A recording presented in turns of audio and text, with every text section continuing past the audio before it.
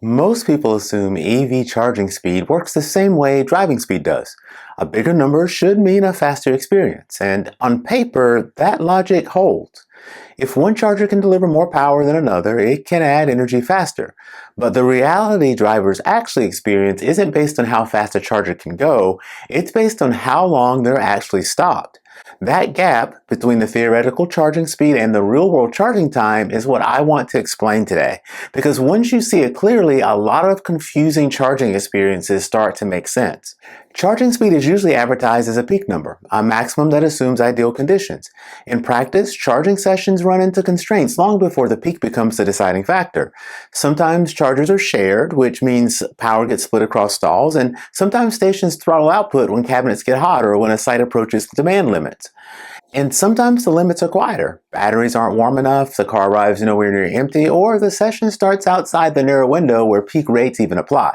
So even when both the car and the charger are capable on paper, the session itself often isn't. Most charging sessions never get close to the headline number, not because anything is broken, but because real charging happens in parking lots and not test labs.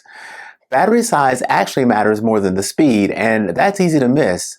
This is the part that tends to get overlooked because charging speed is power and charging time is energy.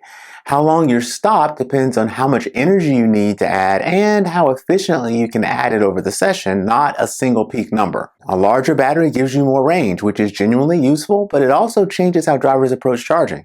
With a large pack, it's common to arrive at a charger with plenty of charge left because the car never felt urgent to stop earlier. That means charging often begins outside the most efficient window. A smaller battery behaves differently. Drivers are more likely to arrive closer to empty, not because the car is worse, but because the usable range is easier to see and to manage. The arrival state matters more than most spec sheets ever suggest. I know, that sounds counterintuitive until you think about it in terms of energy instead of speed. Most people don't frame it that way, especially when comparing numbers on a website. So, think about it like this. Imagine two EVs leave the same place and drive the same distance. They stop at the same fast charger, but one has a smaller battery and arrives nearly empty. The other has a much larger battery and arrives around half full. Both drivers want the same thing, enough charge to comfortably reach the next stop or to get to about 80% or so charging isn't something they have to think about again right away. On paper, the larger battery car may even be capable of faster peak charging, but in practice, it needs to add much more energy to get there. It starts charging outside its most efficient window, reaches taper earlier, and stays plugged in longer to reach the same usable buffer, even if it's capable of faster peak charging. The smaller battery car arrives closer to empty, spends more of the session charging efficiently, and gets to good enough sooner.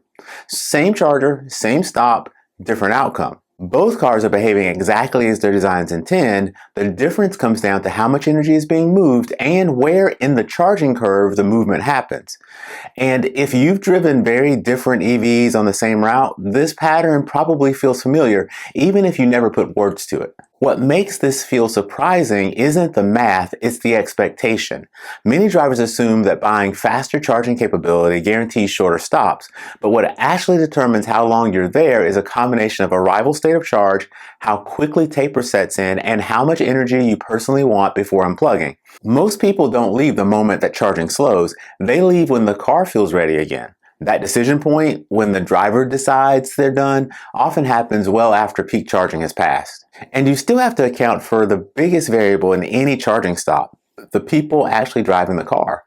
Charging sessions overlap with bathroom breaks, food stops, walking farther than expected, or waiting on passengers and dealing with the apps or stalls that aren't behaving perfectly. Those real-world pauses often last longer than the difference between one peak charging spec and another.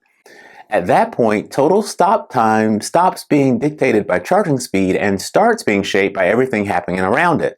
That's why cars with very different charging numbers often leave at roughly the same time. This isn't an argument that faster chargers don't matter, they do and under the right conditions.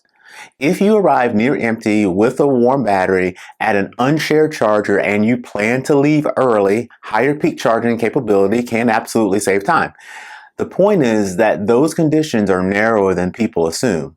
For most drivers, most of the time, total stop duration is shaped by battery size, arrival state of charge, taper behavior, and real-world interruptions before peak charging speed ever becomes the limiting factor. Once you understand that, a lot of charging experiences that feel inconsistent or disappointing stop being so mysterious.